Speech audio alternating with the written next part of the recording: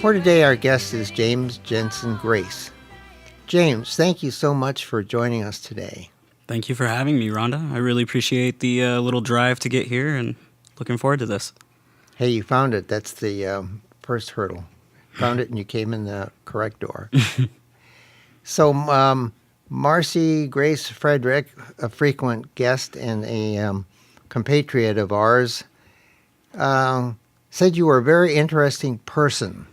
And I thought, that's all I need, because that's what we do here. That's how we roll. Interesting people. So I am going to start off with three things. And the first of my things are, James, if you could share with us your transition story as much as you're comfortable, just, play it by ear and tell us all about it. Okay. Or almost all, whatever you want to do. Well, to start back, my earliest memory was actually arguing with a little girl in front of the toys at McDonald's. And she kept saying, "You're a little girl." And I was like, "Nah, I'm a little boy." I was probably 4 or 5 years old. That's my earliest memory. But I didn't really come out until I think I was about 17, 18 years old. I had played an online game for many, many years and played as a male character.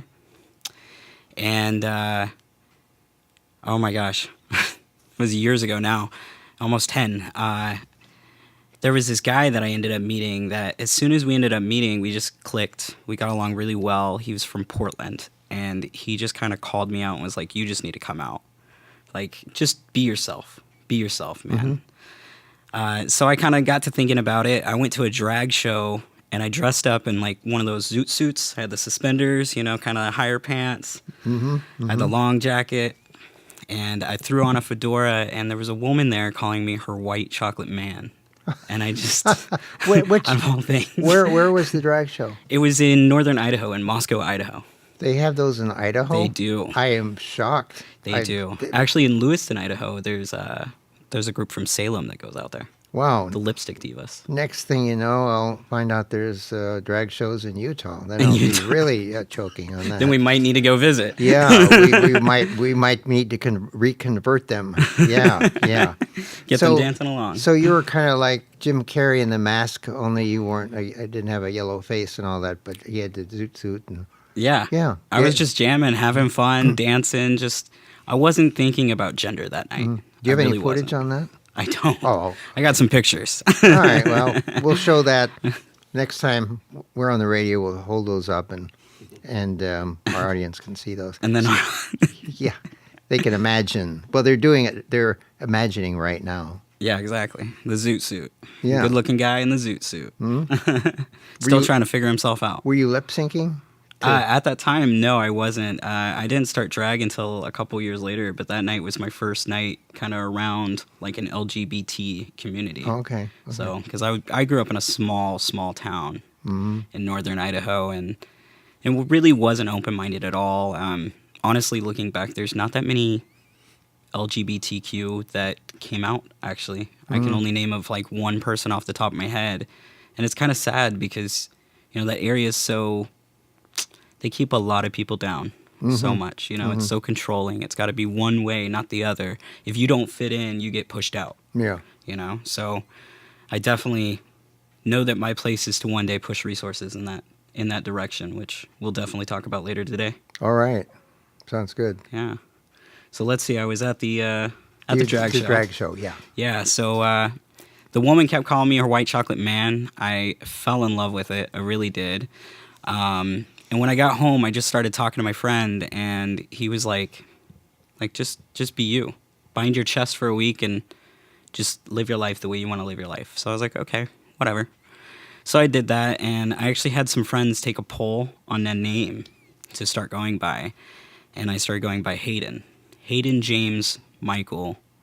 And then my last name, I was kind of teetering-tottering between taking my grandmother's last name or not, because I'm not too connected to the last name that I had.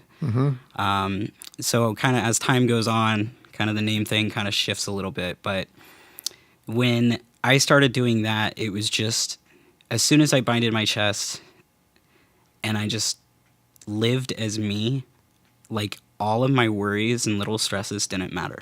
Wow. I could just live life. Wow. And be normal. Mm-hmm. Like, even though most people didn't think that was normal, you know, quote unquote normal, you know, I felt normal. So finally. you felt really good, and the people that knew you may have been wondering like what's going on, but your good friends stayed your good friends, and the others either went on the bandwagon or fell off. I guess isn't that kind of how it usually happens when you transition? It does, but I wasn't too worried about it because I think I was honestly more connected with my online friends, which that community was a lot more open-minded in a way. I was still I was closeted on there. I didn't really talk about being trans, but I was still, like, I was able to be myself there, and that's where I felt the most me. Shortly after I came out, I didn't really come out to my family or anything. I moved up to Moscow, Idaho, kind of on a whim. It's for multiple reasons. And in Moscow, Idaho, I bound my chest and went by Hayden full time. And then come Thanksgiving time, I was sitting across from my mom in the kitchen, and excuse me, she was making dinner, and I looked at her and I said something about, "Would you still love me if I was gay?" And I can't quite remember the full conversation, but she did kind of say something about, "You can wait to decide that when you're 25." You know, because it's a permanent kind of... You had permission to wait. Yeah. Permission to wait. Yeah. Permission to wait, exactly. So, oh my gosh. So, you know, I didn't know what to really process of that. I knew she loved me, but I was still like, okay, well, I just don't feel right as a girl, you know? And my biggest downside on everything during that time was, you know, I'm close with my mom. I'm the youngest of 8. And I wanted to make my mom as happy as I could make my mom, you know? Like, she wanted to have that little girl. I was that little girl, and I took that away from her, you know? But I wasn't a little girl. Were you the only child? I was the baby of 8. And then there was 2 girls, my sister Mindy, or I guess there's Amy, Mindy, and me. Amy I don't know, and then my sister Mindy, my stepsister. There's 4 on my mom's side and 4 on my stepdad's side. Oh, okay. They got married when I was in 1st grade. Yeah. So I felt bad, you know, in a big way. I felt bad, and throughout the years, my mother continuously told me that if you want to cut your hair short and wear it short, you can still wear makeup and still be girly. And she would just try to reason with me because she's like, you know, she's trying to pull that girl out. Yeah, you know? yeah. But that girl was nowhere to be found. So, let's see. So Christmas time came around. And in Christmas time, one of my brothers pulled me in the back and had a conversation with me and brought up my Facebook and how I was going by a new name and started asking some questions. And I said, well, I feel happy. Like, I feel myself. And I was binding when I was at the house. You know, I always kept my clothes baggy so nobody'd see. Always kept button downs on because it helps keep the curves down. So next thing I know, the rest of the family pours into the room, and then I'm being dragged out of the closet. And it was terrifying. And I totally, like, pushed this down so many years, and it came up recently when we were at the P-Flag meeting, because I was just kind of thinking about the holidays and how, you know, is there any moment during the holidays that really speaks for me in a PFLAG way. And I just, that clicked, and I was like, I forgot about that moment of just having my entire family give me their opinions. You know, I had one that was a psychiatric nurse who was giving me statistics on all sorts of stuff. People that lose feeling, people that suicide, like all sorts of stuff. And I was just like, okay, well, I find myself fine with who I am. Was this Like, I'm good. Thanksgiving? Was this Thanksgiving? This was Christmas time. That was Christmas when the whole family. Yeah. Yeah. Did it so ruin- mom was Thanksgiving. Oh, okay. Christmas okay. was the whole family. Yeah. Wow. That's. Yeah. Did it ruin, quote unquote, Thanksgiving or Christmas? Well, maybe not Thanksgiving because I don't think you came out on Thanksgiving except to your grandma. My mom. Mom. Okay. Yeah. But the whole kit and caboodle was Christmas. Was that before or after the presents were unwrapped? Wait, what? Before or after the presents? Yeah, and dinner. You know, I can't quite remember. I just remember how terrifying it was watching, like, it was just like each person individually pouring into the room. And it was like, here's an opinion here, here's an opinion there, here's an opinion there. And the girls were all like understanding on cutting your boobs off. So that was the best part. Oh, all right. I'll process that later. They were like, these things are heavy. I understand. Yeah. That's about it. But So that was a really Home for the Holidays movie redone in real life. yeah, it was pretty interesting. And I kind of got dragged out of the closet. And honestly, at the time, I was like, well, you aren't living my life. So you have no reason to have, so much opinion on it. It's my life. I understand that other people are scared. I understand, and I'll listen. But this is the way I feel. Not the way you feel about me. This is who I am, So I think that was just a big moment that I was like, nobody can control what I choose for my life. Okay. It was a really big moment for me. Okay. And then throughout the years, I just moved around and found different places. And eventually my mom, actually, she was the one that picked my new name. I moved up to Montana, and they were living up there. And in Montana, I started going to a group, a little trans group. It was a great group. I met my best friend there. Him and his girl and I would always go hiking. It was great. I miss that place. So up in Montana, I started seeing a therapist. I was already 2 years out of the closet, not on hormones yet. And I had researched about it and read about it for a long time, and I just wanted to make sure that my decision was solid. And then I started seeing a therapist up there, and we got the ball rolling. And then it was shortly after a good friend of ours, Michael, who ran the lodge up there. Michael passed away. He was like an older brother to me. He was family. He was like my mom and dad's son. They cared a lot about him. And Michael ended up having a heart attack and passing away. And his presence just kind of brought us together, like in a big way. And Mom and I sat down and we talked about my name, and she said she didn't like Hayden James. She liked James, but she did not like the name Hayden. And we had this deep discussion about it, of how from the South, you usually have, my family's from the South, Mississippi area. So from the South, you tend to have a lot of people named, like you got the J family, you got the L family. So they'll be like, Jennifer, John, Jason, for instance, Lainey, Lane, Larry, whatever, so everybody's got these kind of weird breakdowns. So we kind of tried to stick with that J, because I was born with the name Jensen-Grace. And we kind of stuck with the J. We kind of talked about some family members from the past to pass on names. So we picked and stuck with the James. But with Michael's passing, we really wanted to take that Michael and just stick it in there. Like we had the Michael in the first place as Hayden James Michael, but the Michael was kind of forgotten, in a way. And then we ended up just, I don't know, it all just came together. And Mom just named me James Michael at the time. And it wasn't until recently that we had another discussion, because it took 10 years to get a name change. It was recent that we decided that it would be James Michael Jensen-Grace, so that we could implement Jennifer Grace in a way. Plus, I wanted to leave a legacy. So, And where is the Michael now? You still have it, but you don't use it? James Michael Jensen-Grace.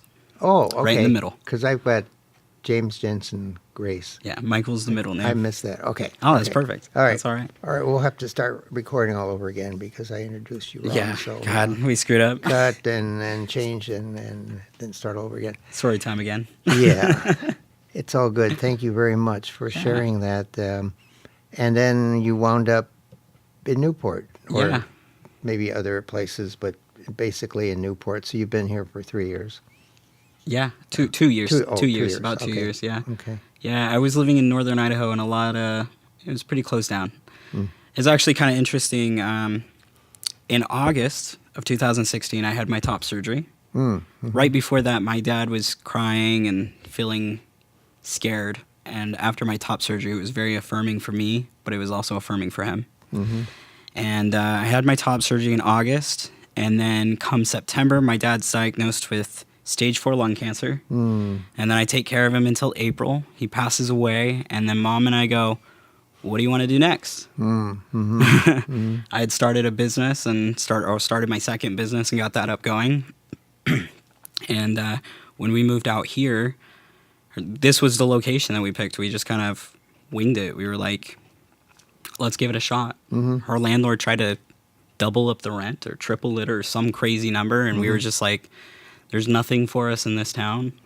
Let's go to Oregon. So we came out here just kind of on a whim. And honestly, it's been the best decision that I think I've ever made in my life. It was hard. There was times it was really hard, but I'm definitely in the right area in my life to go forward with what I need to go forward with. That's great. So you went from Montana, Idaho to Montana, and then to Idaho to Oregon. Yep. and Actually, there was Arizona somewhere. in you there, just too. you just picked. You knew about Newport, or did you just keep driving until you couldn't drive any further west? Or We just we showed up and we stayed right below Waldport because we had gotten a rental in Waldport 5 years prior to that for a family vacation. So you were And- kind of between Waldport and Yachats. Yeah, Yeah. we're just right below there at Oh. Tillicum, actually. We were camping. Okay. Okay. And then you started getting involved in. I guess you went to PFLAG. You found out about PFLAG, and then PFLAG led to other things. And, Yeah. Yeah. It took me what I would say probably 3/4 of a year to get to PFLAG. Yeah. But eventually I ended up seeing it and was like, I'm going to show up. Yeah. Good. And then that led me to going to Corvallis and helping with some gender healthcare meetings. So, And we're going to talk about that pretty soon. Yeah. Yeah. Well, thank you very much. I really appreciate it, and I'm glad that you're in the Central Oregon Coast Transgender Support Group, and I'm sure you're into other groups. Marcy and Claire, and all those people. Yeah, I'm so glad that we met, because it was at the. Did I meet you at the support group for the first time? Because I've only been to one. I think can't it go was to support night group. I can't go to night meetings because of picking up my wife and her wanting to go home right away. During most times there's meetings, so that's how I met you. Okay. Number 2 out of 3. You are an activist. You go on speaking engagements, I believe. Because I bet you. I saw you again at work and the store on 101, and at first not recognizing you because I'm old, but then you go, oh, I'm James. Oh, yeah, of course. And I think you were going. I was trying to get you scheduled for the interview, and I think you were going on a speaking engagement, or was that part of your business? Or Do you actually go out and speaking engagements about being a transgender person, like to schools, or tell me about your activist work by itself. I'm actually starting that this year. Okay. For the last 10 years, I've really lived quiet, because in the area I was in, it was not safe. That's why I didn't get the name changed right away. There was a lot of waiting periods, and I think it's good that there was a lot of waiting periods because that patience and that perseverance was just fantastic to get to where I'm at today. Yeah. Yeah. So because of the PFLAG meeting and then meeting the people that have taken me to the gender healthcare meetings, that is where I've really started to just try and just dig myself into, because I've had 10 years of just crap experiences with healthcare providers that had lack of knowledge. Yes. Well, I've done some stories on that. So I've definitely got some experience with that. I want to go back to PFLAG. I was at the over 10 years ago, 12 years, I guess, by now, as the first meeting of PFLAG here. And I learned an awful lot just by talking to the people at PFLAG, using their resources. Just all about connectivity. And so that was good. I guess you had Innika already left to go to Europe. Innika Estabrook, had she already left because she was there for quite a while, and then she moved. So I don't know. You may have. I never got a chance to meet her. Okay. Well, she's on the consultant list for PFLAG. I don't know if they're hoping she'll come back or, but she's very active. Innika Estabrook on Facebook. She keeps from Denmark, where she is living right now. She keeps active, and she's.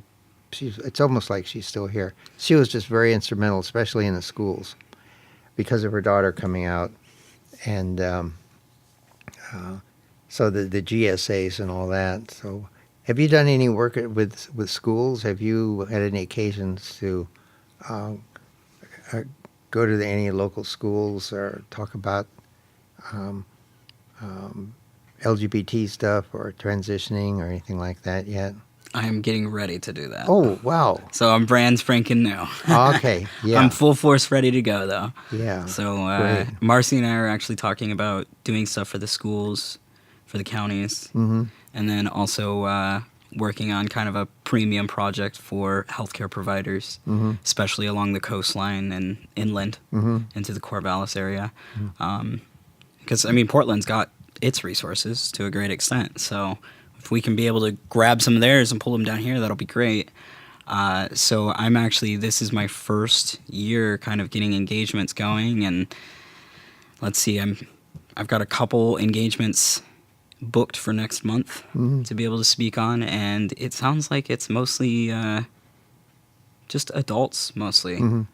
Just kind of getting a taste of it and just getting going and trying something and turning around and offering something to the schools eventually. It's been a dream of mine. Where did you? Were you always comfortable talking to groups of people, or did you take Toastmasters, or how'd you learn to be? Because you're really good. I've not been in a large group where you've been speaking to them, but I can just tell that you enjoy it. So were you?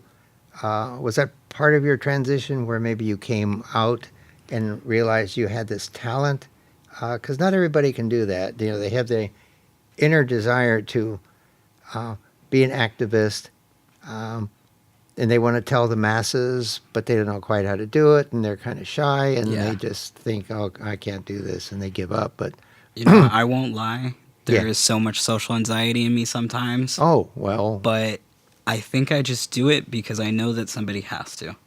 I know that my experiences can tell a story that can hopefully educate, and I'm very solutions-based.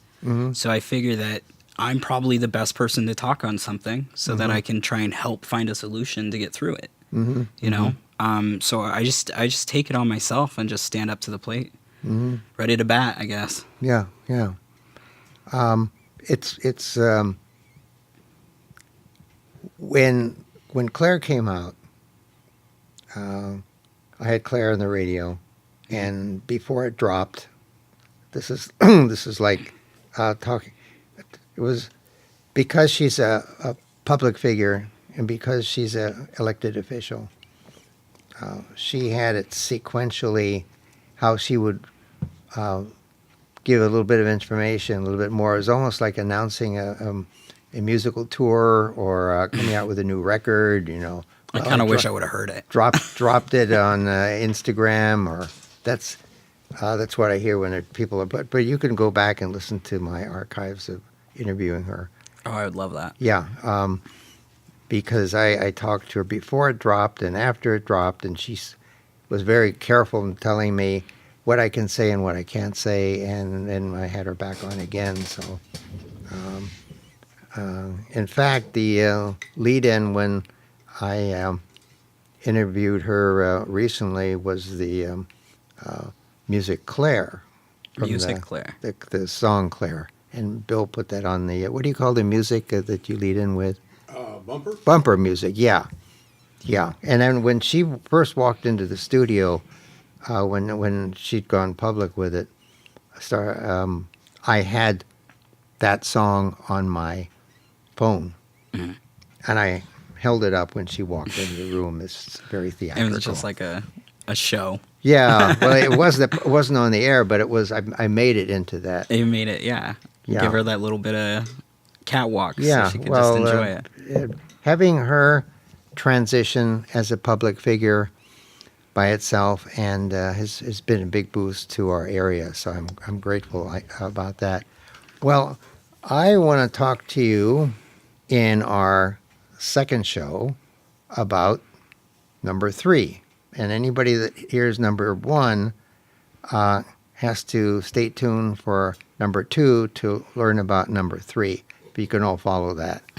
So right now, 6, 7, 12. I'm going to sign off on show number 1 with James. Thank you. Yeah, thank you. And I'll talk through this really fast. I would like my listeners to email comments at kyeq.org or call 541-635-0034, and we will read your comments on the air during the next show. We are at 12:30 p.m. Thursdays and Sundays on your radio dials, 91.7, or streaming live on www.kyeq.org. We are Lincoln County's only public radio station. All of our shows are archived, may be accessed on any device. Remember, this show is your show. In addition, if you think you would like to guest on Rhonda's Room, let us know. Please visit the above www.kyeq.org website and donate, underwrite, or otherwise contribute to our cause, as we're solely dependent on your generosity. Also, you can volunteer your time and skills. And for right now, this is Rhonda J, rounding third and heading for home. Bye-bye.